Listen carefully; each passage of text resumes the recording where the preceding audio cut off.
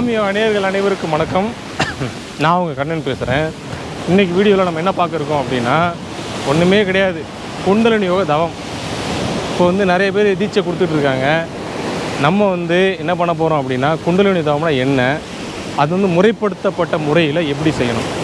பயிற்சி முறைகள் முறைப்படுத்தப்பட்டது, மாறுபட்டது, மாசுபட்டது.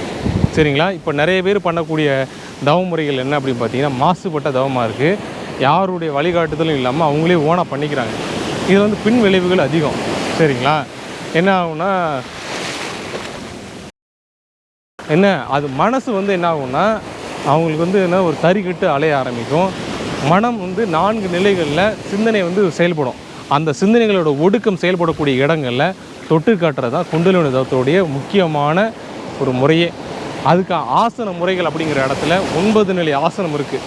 நவகண்ட யோகம் அப்படிங்கிற இடத்துல பயன்படுத்துவாங்க. உடல் உறுப்புகளில் இருக்கக்கூடிய நவ உறுப்புகளை தூண்டக்கூடிய அற்புதமான ஒரு பயிற்சி. குண்டலினி யோகம் அப்படிங்கிறதே உயிராற்றலில் வளர்க்கக்கூடிய பயிற்சி. குண்டலினி யோகத்தில் மொத்தம் 2 வகை இருக்குது. சரிங்களா? என்ன அப்படின்னா, ஒன்று பின்புறத்தில் இயக்கக்கூடிய குண்டலினி யோகம், அதுதான் உண்மையான குண்டலினி யோகம். முன்புறத்தில் பண்ணுறது வாசி யோகம் அப்படின்னு நம்ம சொல்கிறோம். சரிங்களா? அந்த பேர் தான் வேறு, ஆனால் பயிற்சி முறைகளில் இருக்கக்கூடிய அந்த அமுறு முறை ஒன்று. ஆனால் இதை காற்றை கொண்டு நெருப்பை எப்படி கையாளுறோம் அப்படிங்கிற ஒரு இயக்கம் தான் வாசி யோகம். பின்னிலையில் பண்ணக்கூடியது குண்டலினி யோகம்.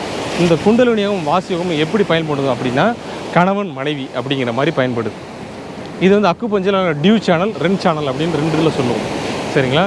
இந்த உடல் உறுப்புகளை எப்படி கிளர்ச்சி உடைய வைக்கிறது, அதை எப்படி இன்னும் ஸ்ட்ரென்தன் ஆக்குறது, அதன் மூலமாக நம்ம எப்படி ஒரு நல்ல ஆக்டிவிட்டியில் இருந்துக்கிறது, ஒரு உயர்ந்த சிந்தனைகள் எப்படி நம்ம உருவாக்கிக்கிறது அப்படிங்கிற இடத்துல அந்த பயிற்சி முறைகள் நம்ம முன்னோர்களால் கொடுக்கப்பட்டிருக்கு அப்படிங்கிறது தான் விஷயம். சரிங்களா?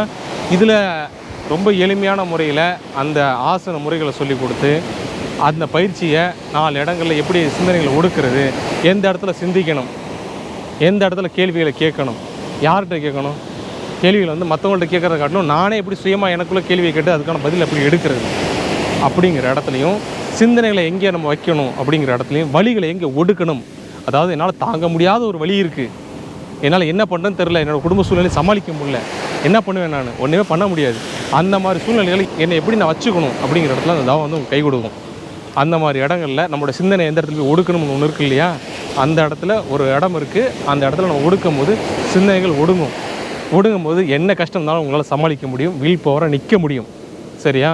அதே போல் வாயுக்களை எந்த இடத்துல ஒடுக்கிறது, வாயுக்கள் எப்படி கையாளணும், நம்மளுடைய சுவாசத்தினுடைய இயக்கத்தை எப்படி கையாளணும் அப்படிங்கிற இடத்துல இந்த பயிற்சி முறைகள் அமையும். 4 நிலையில் அமையும்.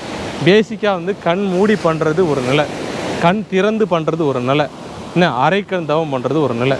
இதனால் நமக்கு என்ன நன்மைகள், அடுத்து இதிலே அடுத்த லெவல் போகும்போது சிவ தீட்சைனா என்ன, சக்தி தீட்சைனா என்ன, அது அடுத்தடுத்த நிலைகளில் அதனுடைய இயக்கம் எப்படி இருக்குது, அது நம்மளுக்கு என்ன சொல்ல வருது, நம்ம முன்னோர்கள் எப்படி கொடுத்துட்டு போயிருக்காங்க அப்படிங்கிற இயக்கத்தை நம்ம சொல்லித்தரோம். வேணுங்கிறவங்க வாங்க, கீழே நம்பர் இருக்குது, கற்றுக்குங்க, பயிற்சி பண்ணுங்கள், வாழ்க்கையில் ஜெயிங்க, வாழ்க்கையை ஜெயிங்க. நன்றி, வணக்கம்.